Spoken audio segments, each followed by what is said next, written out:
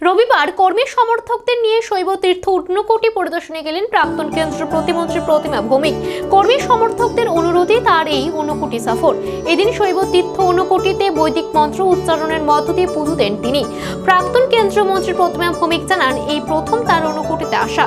শৈব তীর্থ ঊনকোটি দর্শনের জন্য রাজ্যবাসীর প্রতি আহ্বান জানান তিনি। প্রাক্তন কেন্দ্রীয় মন্ত্রীর ঊনকোটি সফরকে কেন্দ্র করে বিজেপি কর্মী সমর্থকদের মধ্যে উৎসাহ এবং উদ্দীপনা ছিল লক্ষণীয়। নমঃ শিবায়। আমি ত্রিপুরার বাসিন্দা, কিন্তু আমি প্রথম শৈব তীর্থ ঊনকোটিতে এসেছি।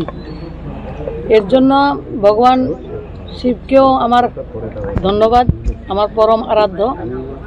আর যারা কার্যকর্তা আসার জন্য আমাকে অনুপ্রাণিত করেছেন, সারা ব্যবস্থা করেছেন, তাদেরকে ধন্যবাদ। এবং সবাইকে অনুরোধ করব শৈব তীর্থ ঊনকোটি দেখার জন্য।